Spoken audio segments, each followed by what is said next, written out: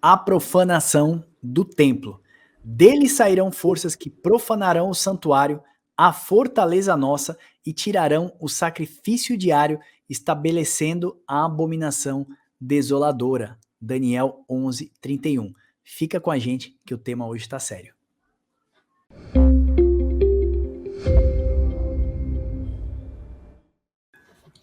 Seja bem-vindo, meu parceiro Wilber. Vamos fazer esse estudo tão sério, tão importante, histórico e, ao mesmo tempo, para um contexto espiritual e profético para os nossos dias.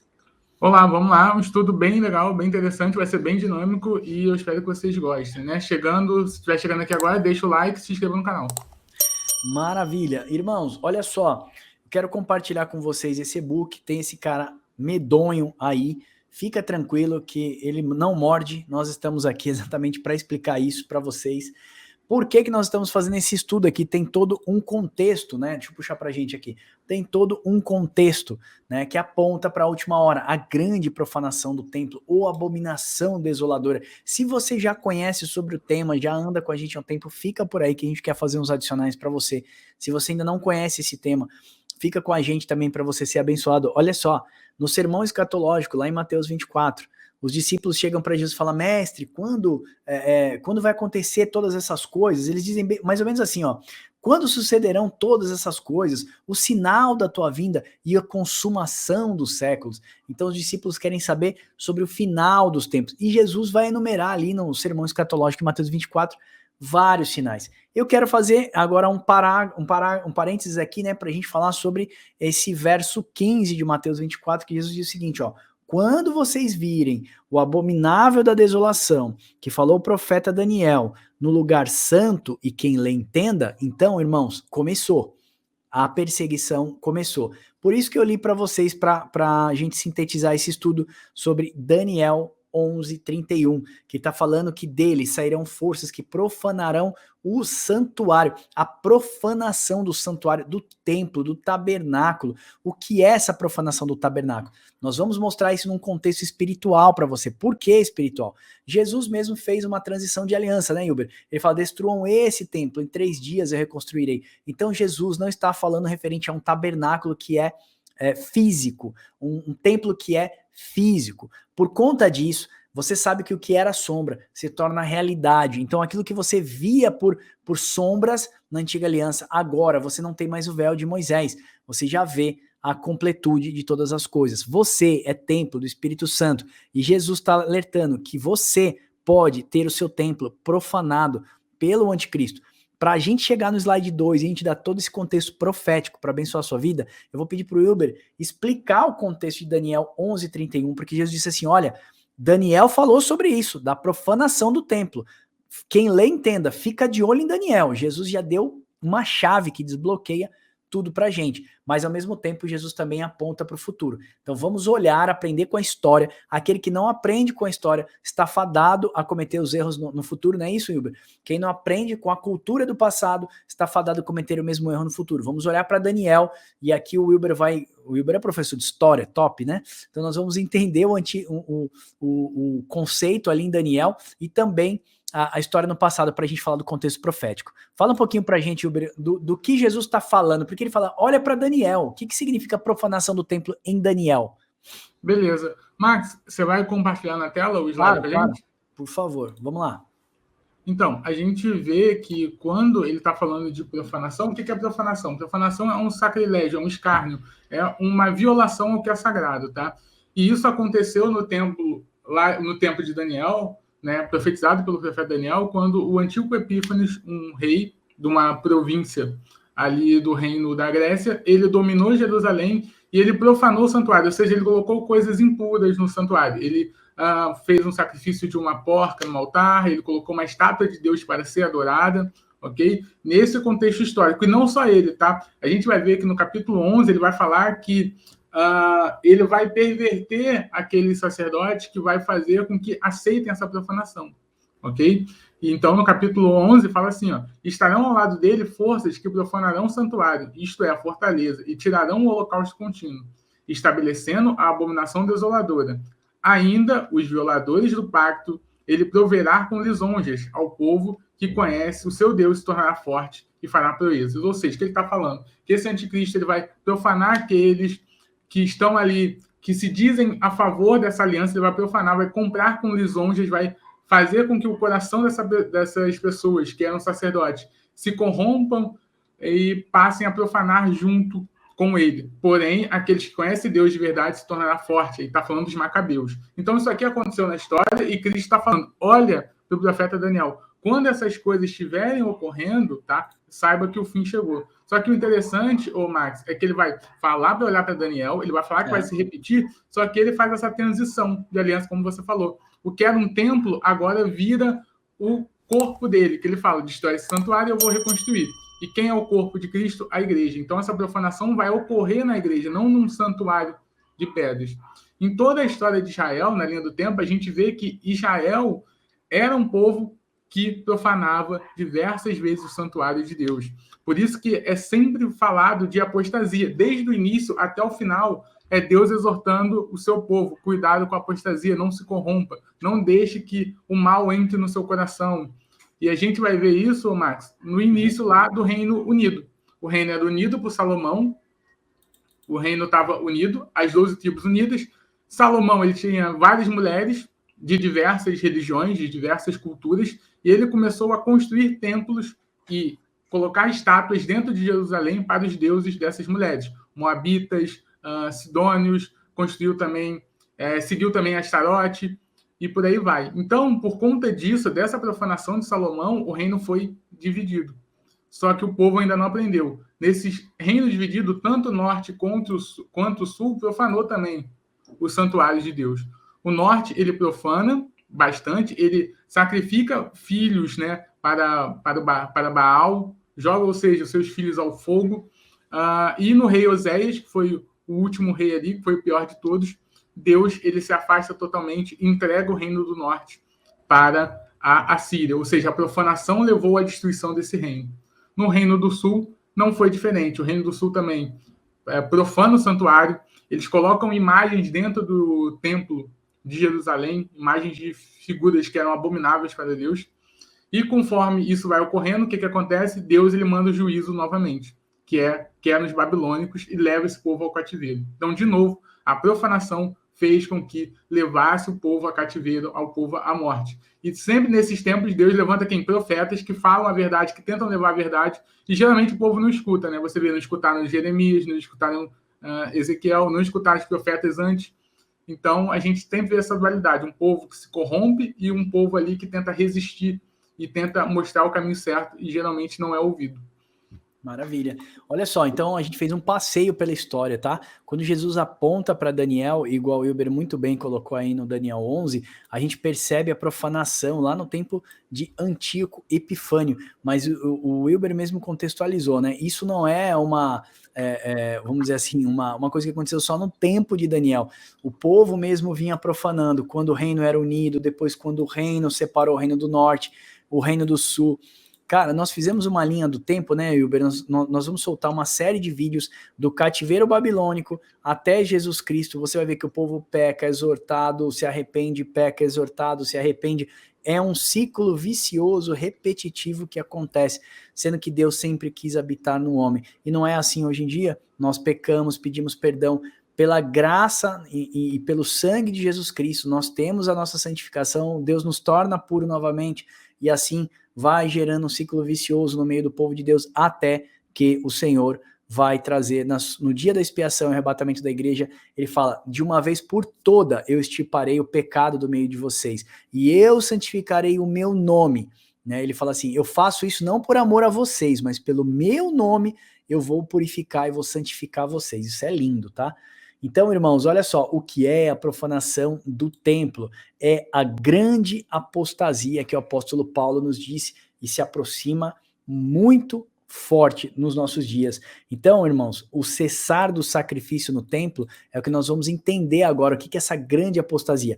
Exatamente o cessar do sacrifício. Está aqui no slide 2, eu quero contextualizar com vocês. Segundo Tessalonicenses 2, de 2 a 4, Paulo vai dizer o seguinte: ao qual se opõe e se levanta contra tudo que se chama Deus, e se adora, de sorte de assentará como ser Deus, no templo de Deus, querendo parecer como Deus. Olha só, então a profanação do templo é alguém que vai sentar no templo de Deus, requerendo adoração de Deus, parecendo como Deus, querendo ser Deus. Olha, Deus tem um templo, Deus tem um tabernáculo, a não ser o homem? Não.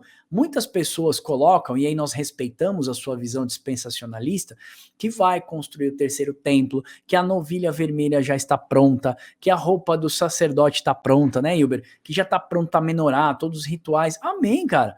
Se os judeus criarem isso lá, veja, não é mais a respeito dos judeus, a plenitude do Israel de Deus. Se você não fez nosso estudo, o Israel de Deus, vou pedir para o Uber deixar um card aqui, é revelador. Israel de Deus não são judeus, tá? Não é a respeito da Jerusalém terrestre, ela é escrava com seus filhos. Paulo vai falar isso em Gálatas 4. Se desce uma nova Jerusalém que é do alto, por que a velha hoje em dia está aqui? Ela não faz mais parte das promessas. As promessas agora são para Jerusalém que é de cima, e também não é a respeito do povo judeu. O Israel de Deus não é aquele que é circuncidado mais na carne, mas sim no coração, como o apóstolo Paulo falou. Uma vez que o muro, o soreg de Deus, vou deixar um outro card para você aqui sobre o soreg, o muro que separava. Entenda o que significa soreg, aquele muro de separação que no tempo de Jesus Cristo os judeus construíram, né, para separar judeus e gentios. Na cruz de Cristo, agora se une judeus e gentios. Esse é o Israel de Deus. Esse é a plenitude do povo de Deus. São 144 mil selados, santos, castos, porque não se macularam com mulheres, não perverteram o evangelho de Cristo. E eles não adoram a Baal, ao dinheiro, ao seu ego e tantas outras coisas. Eles adoram ao Cordeiro, ok? Então a profanação do templo, como nós estamos colocando, é sentar no coração do homem, querendo ser Deus, requerendo adoração. Irmãos, acredite, ele vai conseguir isso, tá? Mateus 24:15 é que Jesus fala, olha, quem lê, entenda, olhem para Daniel. E aí lá em Daniel fala que essas forças farão cessar o sacrifício diário. Na antiga aliança eram sacrifícios de animais, na nova aliança é a conversão de todos os santos. Então quando Daniel fala que ele vai fazer cessar o sacrifício, é o azeite que vai parar de verter, que está lá em Zacarias. Então são homens se convertendo ao evangelho, homens se arrependendo, né, dos seus maus caminhos. Então nós acreditamos que eles vão relativizar muito o pecado. Já está, né, Hilber? Já está meio relativizado. Você vai nas igrejas hoje, existe uma graça tão grande que eles acabam relativizando, e o evangelho não confronta mais o homem com seus pecados. O evangelho hoje virou mais ou menos aquele metiolate que não arde. Você já viu, Wilber, o metiolate que não arde? Conseguiram fazer. Na época da nossa avó, colocava em cima, a gente pulava de dor, né? Hoje em dia dizem que o metiolate não arde. Então, evangelho que não arde não é evangelho.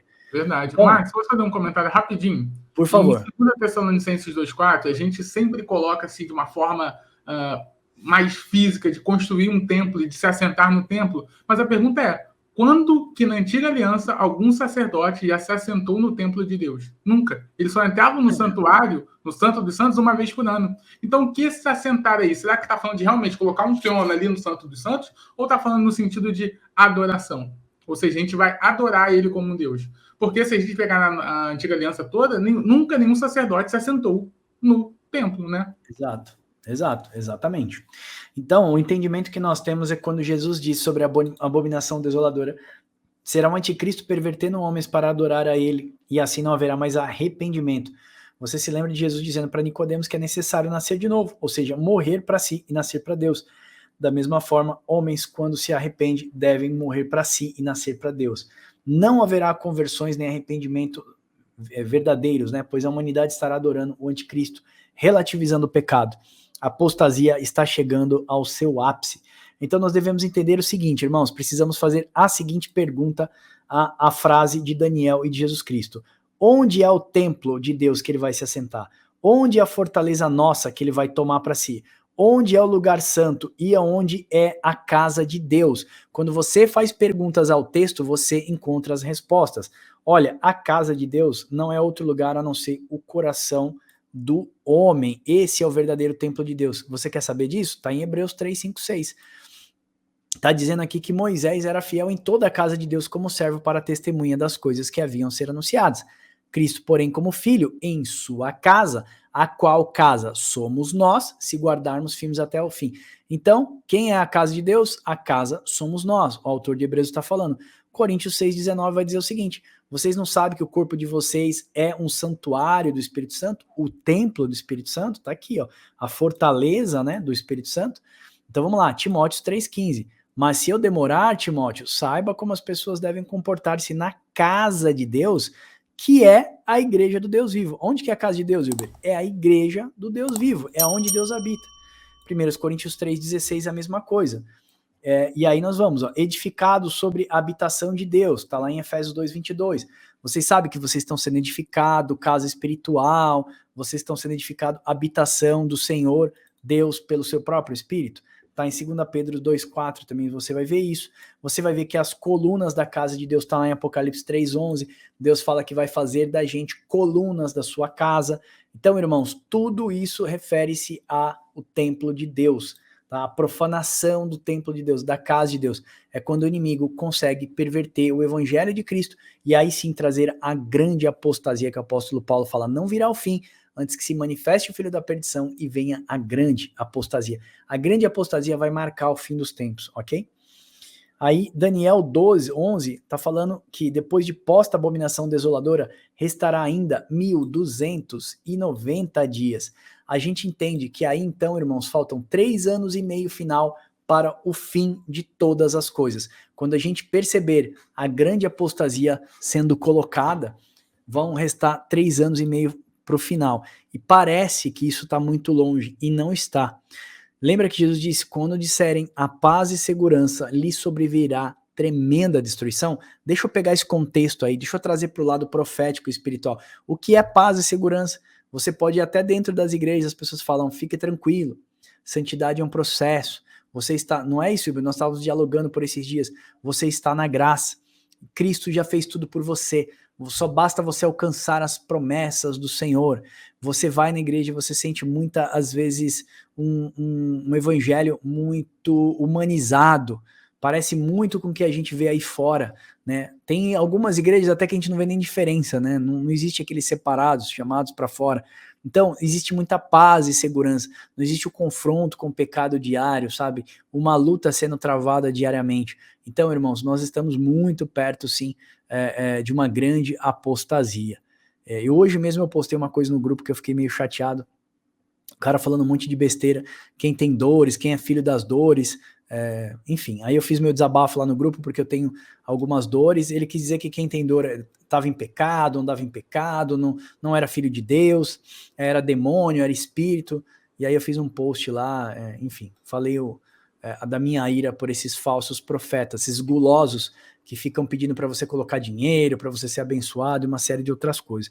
Então eu acabei fazendo um desabafo no grupo. Então a gente liga às vezes televisão, vê um falso evangelho, olha para o rádio, vê um falso evangelho, entra às vezes numa igreja e ouve o cara falando, aqui tem paz e segurança, você está em Cristo. Temos que tomar cuidado com esse tipo de coisa, irmão, porque se você quer uma religião confortável, verdadeiramente o evangelho de Jesus não é um evangelho confortável. O evangelho de Jesus confronta com a gente todos os dias. A gente precisa morrer todos os dias para o nosso eu e guerrear ferozmente contra o pecado. Nós estávamos conversando bastante a respeito disso, né? Aquele livrinho que está lá em Apocalipse, que o anjo fala, João, toma desse livro, come, na tua boca ele vai ser doce, mas no teu estômago ele vai ser amargo. Nos profetas também, né, lá em Ezequiel a mesma coisa, come, toma dele, você vai comer na tua boca vai ser doce, mas no teu estômago vai ser amargo. O evangelho de Cristo é isso, é uma boa nova, ela é doce, você estava morto em seus delitos e pecados, na sua boca ele parece doce, mas quando ele entra no seu ventre e começa a causar transformação, incomoda, porque o morto quer ressuscitar e você precisa deixar o morto morto para que Jesus possa viver na sua vida. O evangelho de Cristo é amargo no nosso ventre, na nossa boca pode ser até doce quando eu falo para vocês, mas no meu dia a dia eu sei o quanto ele é amargo para mim. Crucificar o meu eu todos os dias para que Cristo viva, certo, Wilber? Certo, verdade, Marcos. Você colocou ali também, né, bem interessante, a sua associação do Espírito Santo com azeite. E quando a gente leva para a lei, né, o que o sacerdote faz? Ele enche a menorá com azeite puro, mas ele também tem que queimar incenso, né? E a gente vê que incenso é a oração. Só que quando eu estou profanando o santuário, o incenso, ou seja, a minha oração não chega diante a Deus, ou seja, como se fosse incenso estranho diante a Deus. Então a gente vê a profanação aí ligando com o Espírito Santo que não está mais atuando e as minhas orações que não estão mais chegando a Deus pelo motivo errado, porque eu estou no erro, eu estou levando incenso estranho para ele, né? A gente vê muito essa oração nessas igrejas que o Max acabou de comentar, como, por exemplo, quando fala, vou levar as primícias no altar, que são os R$200. Isso, para Deus, né, é um incenso estranho. A gente vai deixar o card desse vídeo das primícias que a gente fez aqui em cima. Então, isso é um tipo de incenso estranho. Incenso estranho também é uma profanação, porque o sacerdote tem que oferecer incenso puro a Deus. Incenso, a realidade é o quê? As orações. Maravilha. Irmãos, olha só, a gente vai fazer um estudo, Wilber, eu já comecei a escrever, nem te falei. A gente vai fazer um estudo assim, Deus não te ouve. Aí vou colocar um textinho embaixo, quando Deus não te ouve. Aí você vai entender, quando você ora, Deus fala, eu tapo meus ouvidos para você. Quando você canta, eu viro as costas, eu fecho meus ouvidos, eu não te ouço. Tem vários versos na Bíblia que Deus fala que rejeita nossas orações, uma série de coisas. Aí a gente precisa entender o contexto para a gente se colocar na posição para que o Senhor possa nos ouvir, para que Deus possa habitar dentro do nosso corpo. Você volta todo dia para sua casa, se você chega na sua cama e vê sua cama toda bagunçada, toda revirada, tal, você não sente nem prazer de deitar naquela cama. Da mesma forma, Deus, se Deus chega na habitação dele, ele vê a casa dele toda bagunçada, suja, né, que é o pecado, né, símbolo de pecado, cheio de lodo, Deus não vai habitar num lugar podre, imundo e fétido. Precisamos santificar a casa do Senhor, né, e vivermos a vida digna do Evangelho do Senhor Jesus Cristo. Amém? Olha só, tô deixando esse e-book aqui embaixo para você fazer download, para você verdadeiramente ser abençoado. Lá no nosso site tem mais de 16 cursos gratuitos de teologia, mais de 160 e-books que eu e o Wilber já escrevemos nesse 1 ano e meio, e todo o nosso material é gratuito. Se você tem sido abençoado pelos nossos estudos e deseja se tornar um gerente do Papo com Deus, fazer essa mensagem chegar mais longe, a gente está em Portugal e estamos na África, nós queremos também entrar no Canadá, Estados Unidos, torne-se um gerente do Papo com Deus, quanto você puder nos ajudar para que essa mensagem do Evangelho chegue mais longe. papocomdeus.com.br/gerente. Considere se tornar um gerente do Papo com Deus e levar a mensagem do Evangelho junto com a gente. Amém? Deus abençoe vocês e até o próximo Papo com Deus.